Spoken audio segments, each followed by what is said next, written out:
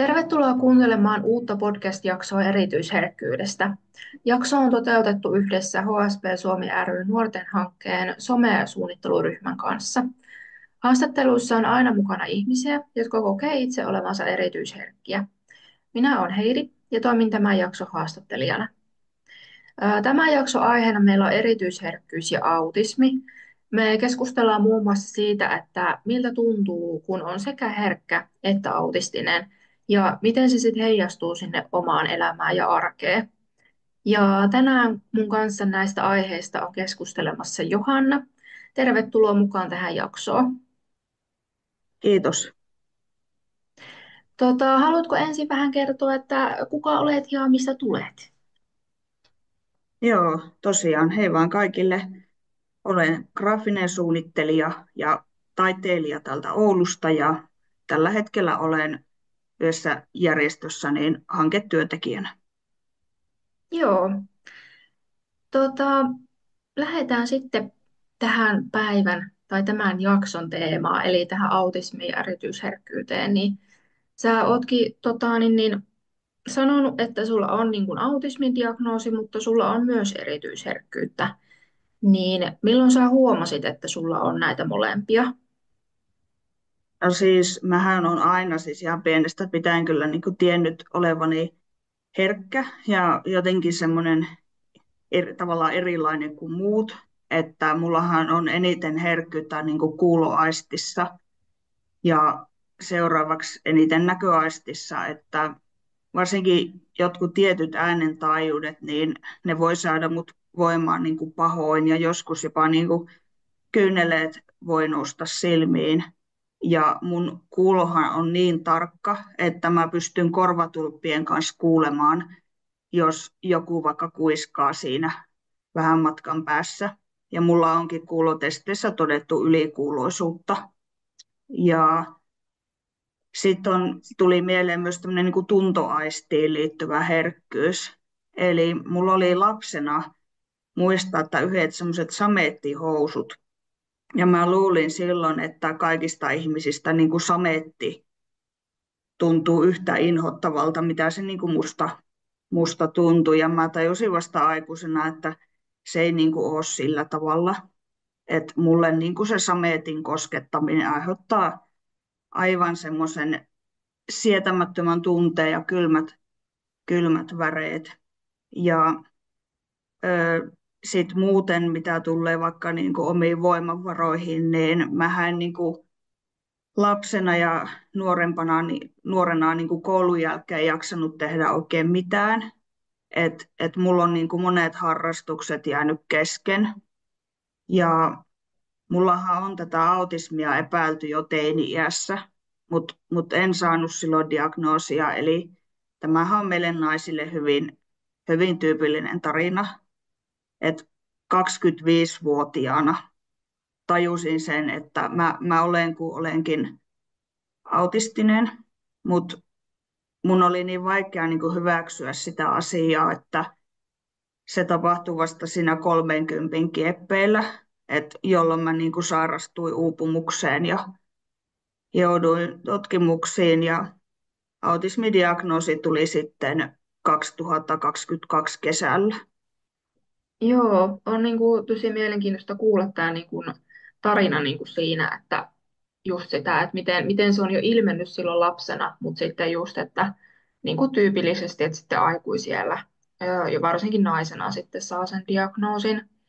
Mutta on kuitenkin ihana kuulla, että ymmärsin, että olet tällä hetkellä kuitenkin hyväksynyt sen asian, että sulla on se diagnoosi. Ja Joo, kyllä. joo, se on ihana kuulla. Miten sä sitten koet, että nämä herkkyys ja autismi näkyy sun arjessa ja elämässä niin kuin ylipäätään? No siis sehän näkyy hyvin monella tavalla, että voisi ehkä ensin mennä vaikka tämmöiseen kotitöiden tekemiseen, että erityisesti niin kuin siivoaminen ja kaappien järjestely on mulle tosi raskasta.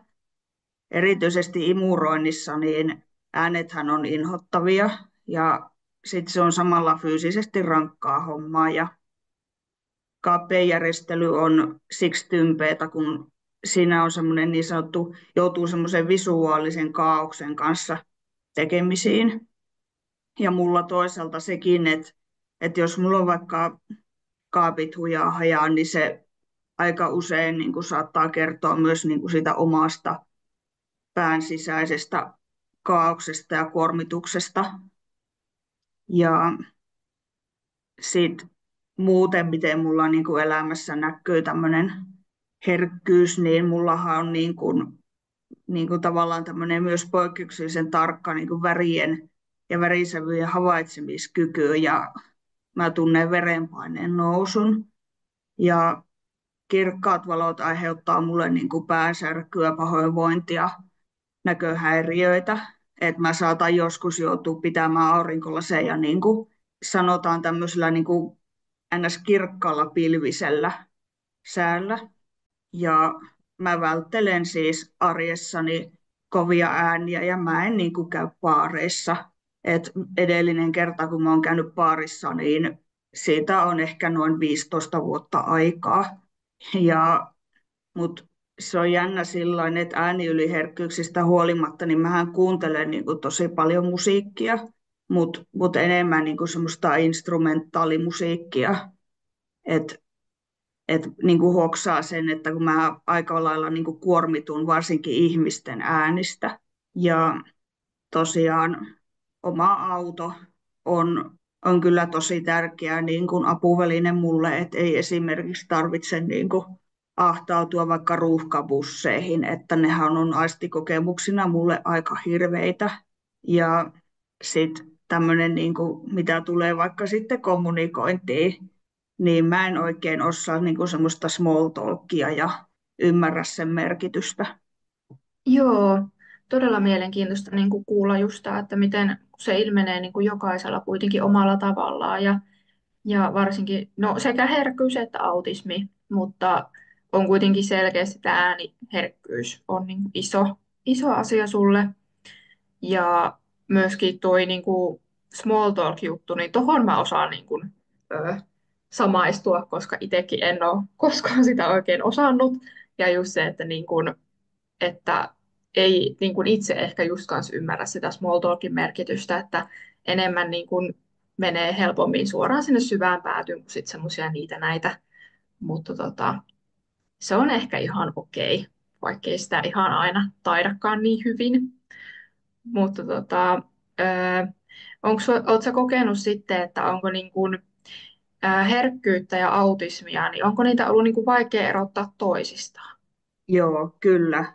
Se on aivan erittäin hankalaa, koska autismiinhan kuuluu hyvin paljon esimerkiksi näitä aistiyliherkkyyksiä ja varsinkin tämmöinen niin sanottu ylikuuloisuus, että mä kävin esimerkiksi tuossa melko vasta niin kampaajalla tämmöisessä NS-hiljaisessa palvelussa, niin sehän tarkoittikin sitä, että kampaaja itse tavallaan oli hiljaa, mutta siinä niin kuin viereisillä paikoilla niin asiakkaat niin jutteli kampaajien kanssa ja nauroivat ja kaikkea sellaista ja hiusten kuivanteen ääntä kuului ja näin, se oli mulle ihan kauheata tavallaan vielä senkin takia, että se tila oli semmoinen kaikuva ja sitten mulla jäi nuo korvatulpat matkasta, että onneksi se oli vaan niin kuin semmoinen puolen tunnin mittainen hiusten leikkaus, että ei muuta palveluja ollut siinä, mutta olin niin kuin sen jälkeen aika semmoinen niin kuin ylivirittynyt, muistan.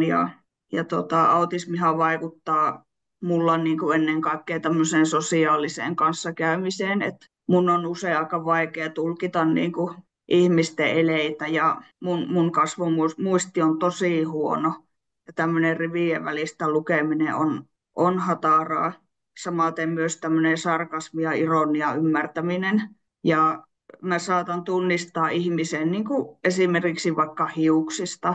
Ja mulla on niin kuin sitten tavallaan hyvä muisti niin kuin liittyen vaikka esineiden tai rakennusten, kulkuvälineiden muotoihin liittyen, että mä saatan muistaa ne niin kuin valokuvan tarkasti. Ja autismiin kuuluu myös tämä, mikä mullakin on, että mulla on semmoisia tosi tarkkaan rajattuja niin kuin näitä erityisiä mielenkiinnon kohteita, joihin mä oon saattanut upota vaikka hyvinkin pitkiksi ajoksi kerrallaan. Ja niistä on saattanut tulla jopa mun jopa niin kuin elämäkin niin kuin rajoittavia ekkoja.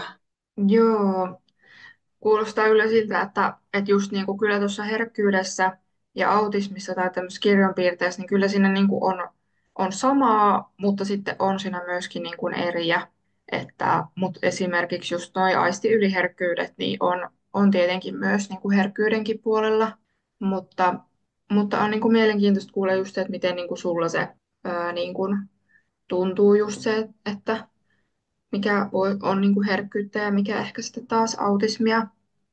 Mutta mitä niin kuin, sitten semmoisia niin kuin hyviä asioita sä koet siitä, että on niin kuin autistinen, jolla on myös sitä herkkyyttä? No vaikka just tämmöinen, että jostain tarkasta kuulosta tai näöstä, niin siitä niin kuin voi olla hyötyä hyvin monissa ammateissa esimerkiksi, että mun yhtä sukulaista oli joskus kauan sitten niin suostuteltu niin kuin armeijassa niin hakeutuu niin kuin töihin puolustusvoimille, koska tällä henkilöllä oli poikkeuksellisen tarkka näkö, mutta hän ei sitten mennytkään sinne töihin, että se ei oikein se armeijan elämä ollut hänen juttunsa. Ja itsellä sitten taas toi niin kuin tarkka värisävyjen erottelukyky, niin se on ollut tärkeä ominaisuus niin kuin mun työssä, että kun on toiminut graafikkona ja taiteilijana ja viestintäasiantuntijana. Ja mä olen viime vuosina, kun mä ollut järjestössä töissä, niin työskennellyt paljon niin kuin saavutettavuusasioiden parissa. Ja varsinkin autisteilla niin tämä kyky tämmöiseen niin kuin että pystyy keskittymään niin kuin pitkiä aikoja kerrallaan semmoiseen kiinnostavaan työtehtävään, se myös on iso etu työelämässä. Ja tavallaan sitten työelämässä sekin, kun priorisoi tavallaan työn sen muiden niin kuin sosiaalisten kuvioiden edelle, niin se kans niin kuin voi tehdä autistista niin kuin tehokkaan työntekijää. Joo, tuo on ihan niin kuin totta, että just, että on sit niitä vahvuuksia just, mitkä niin kuin auttaa työelämässä. Ja on myös niin kuin ihana kuulla, että niin kuin säkin olet löytänyt itsestäsi niitä vahvuuksia just vaikka tähän niin kuin järjestötyöhön liittyen ja just tähän väreihin ja saavutettavuuteen, niin se on ihanaa, että se niin kuin löytyy tuommoinen vahvuus, mitä voi sitten hyödyntää työssä. Ää, entä niin kuin, millaisia haasteita sitten sulla on ollut näiden herkkyyden ja autismin kanssa? No tosiaan tämmöinen, että vaikka mä oon aina ollut semmoinen hyvin itsepäinen ja mä en ole silloin kokenut niin kuin hirveästi tarvetta miellyttää muita ihmisiä, niin mä oon niin kuin siitä huolimatta kärsinyt niin kuin yksinäisyydestä ja miettinyt, että miksi mä koen joita asioita herkemmin ja kuormittuu helpommin kuin suurin osa ihmisistä. Ja mullehan on hirveästi hoettu sitä, että sä oot liian herkkä ja näin tyyli, että ole kovempia ja jämympiä. Ja monesti tuntuu siltä, että ihmiset niin kuin olettaa, että mä olisin niin kuin tahallaan herkkä, mikä on musta aika erikoista. Ja mitä tulee tämmöiseen niin kuin sosiaaliseen elämään, missä monesti myös tunnen sitä ulkopuolisuutta, niin on se, että kun mä oon tosi asiakeskeinen ihminen, vaikka olenkin taiteilija, kun tämmöiset niin sanotut neurotyypilliset ihmiset haluaa usein niin kuin jutella semmoisia keveitä asioita, niin kun mä taas on asia-ihminen, niin mua on niin kuin saatettu pitää semmoisena tosi ankeana tyyppinä, että mulle itsellehän puhuminen on lähinnä niin kuin semmoista niin kuin niin kuin viestintää, asiaviestintää, että se ei sillä tavalla ole mulle semmoinen joku sosiaalinen liimo. Joo, on kyllä harmi tietenkin kuulla, että aina niin kuin sua ei ole ymmärretty, mutta on varmasti niin kuin esim. Moni herkkä niin kuin voi samaistua tuohon, että on se, kysyy itseltä, että miksi just tuntee herkemmin ja kuormittuu helpommin, mutta mä uskon, että siihen niin kuin just auttaa se ensinnäkin, että tunnistaa vaikka itsessään sen herkkyyden, että miksi niin kuin kuormittuu tai tuntee asioita herkemmin. Mutta no, olet vähän puhunutkin jo tuosta työelämästä, mutta niin kuin ylipäätään, että miten sä koet, että työelämässä on niin kuin tuntunut se herkkyys ja autismi ja millaisia kokemuksia sulla on niin kuin muuten työelämästä? No, ikävä aloittaa tällä niin kuin negatiivisilla asioilla, mutta mun kokemukset tuolta työelämästä, niin ne ei ole olleet kovinkaan positiivisia. Toisaalta nykyinen työ on ollut niin kuin aivan äärimmäisen palkitsevaa ja se on ollut mulle ihan suoraan sanottuna niin kuin korjaava kokemus. Et mä tiesin jo lapsena, että mä en niin kuin voi työskennellä semmoisessa ammatissa, jossa altistuu melulle. Ja tämmöiset ammatit ja työpaikat, niin ne on aika harvassa kuitenkin. Mä oon aikanaan niin kuin työskennellyt avokonttoreissa ja sehän oli siis ihan hirveetä, että mä en niin kuin pystynyt kunnolla keskittyä mun hommiin ja sitä työtä sekoitti tämmöiset niin kuin työpaikan ihmissuhdetraumat, muun muassa tämmöinen pahaan puhuminen ja sitten on ihan ollut tämmöistä työn häirintää, mun häirintää.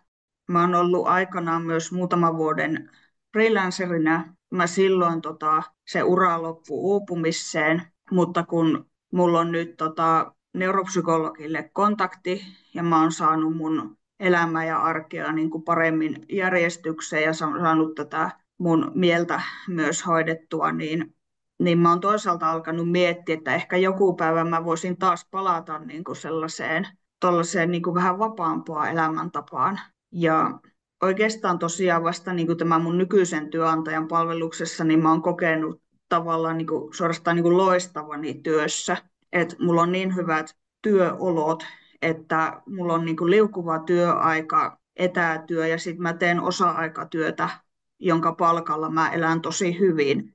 Et välillä suorastaan tuntuu, että tämä on niin kuin jo liian hyvää ollakseen totta. Et aloitin tässä nykypestissä niin kuin viime vuoden elokuussa ja mä olin jo aiemmin ollut heidän palveluksessaan paria vuotta aikaisemmin, niin mä olin tosi imarreltu, kun mua pyydettiin takaisin. Et se kertoo niin kuin suuresta luottamuksesta. Ikävä vaan sillä, että tämäkin työsuhde on määräaikainen, että se loppuu niin kuin ensi vuoden helmikuuhun, niin alkaa jälleen kerran tämä työhaku uudestaan.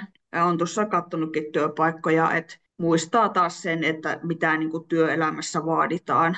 Eli se on, niin kuin, että pitää olla mahdollisimman sosiaalinen ihminen ja monet työpaikkailmoitukset on tosi ahdistavaa luettavaa, että on niin kuin törmännyt tämmöiseenkin, että sinne haettiin niin kuin työntekijää, jolla on niin kuin poikkeuksellisen hyvät sosiaaliset taidot ja sitten tietysti oli listaa kaikista muistakin niin kuin vaatimuksista, että on tämä niin kuin työhaku ja työelämä, niin kyllä se on niin kuin herkille ja autisteille niin aikamoinen viidakko. Joo, mä kans uskon, tai siis on samaa mieltä, että just, että kyllä se aikamoinen viidakko on ja just se, että ehkä ei tämmöiset avokonttorit ole ihan herkille tai autistisille sopivia just, että niin kuin löytää sen, niin kuin, että se olisi ihanaa, että löytäisi niin kuin semmoisen työpaikan, missä on hyvä olla ja jaksaa ja että ei niin kuin uuvu esimerkiksi uudestaan tai uuvu ensimmäistä kertaa, että saisi niin kuin saisi semmoisen mukavan sen työelämän, koska työ on kuitenkin niin suuri osa elämästä, niin se olisi niin tärkeää, että siellä viihtyisi ja voisi myös tosi hyvin, mutta toivottavasti kuitenkin niin kuin löydät sitten itsellesikin sitten uuden mukavan työpaikan sitten ensi vuoden puolella, mutta opiskeluaikaan, jos palataan sinne opiskeluaikoihin, niin miltä silloin tuntui ja millaisia niin kuin ajatuksia ja tuntemuksia sulla on ollut siihen aikoihin? Mä voisin ehkä aloittaa siitä, että mä olin peruskoulussa siis ihan hyvä oppilas ja koulu meni varmasti senkin takia hyvin, että mulla oli tosi strukturoitu arki ja sitä struktuurista huolehti lähinnä niin kuin ympärillä olevat aikuiset, että vanhemmat ja koulussa opettajat.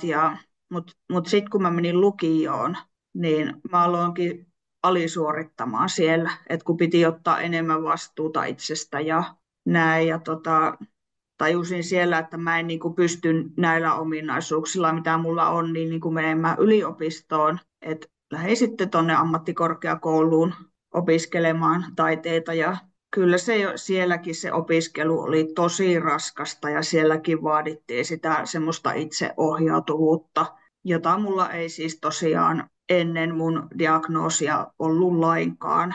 Ja sitten korkeakoulussahan oli sitten kaiken maailman näitä bileitä sun muita, niin missä opiskelijat niin kun tutustu toisiinsa ja näin, niin multa niin kun jäi se bileettäminenkin pois, että mä jäin sen takia vähän ulkopuoliseksi siellä niin kuin opiskelijayhteisössä. Että kyllä mua sillain niin kuin harmittaa nyt yli kolmikymppisenä pikkusen se, että varsinkin se, minkälaista se mun korkeakouluaika oli. Joo, kyllä se niin kuin on ihan totta, että korkeakouluissa niin kuin vaaditaan sitä itseohjautuvuutta tosi paljon ja tuntuu, että se opiskelutahti on myös ihan neurotyypillisellekin todella välillä vauhdikasta. Ja siitähän on ollut just, että kun joudutaan nykyään opiskelijat usein käy myös töissä samaan aikaan, niin onhan se aikamoinen paletti ihan neurotyypillisellekin, niin saatikka sitten silloin, jos on jotain epätyypillisyyttä, että on haasteita vaikka se opiskelun suhteen tai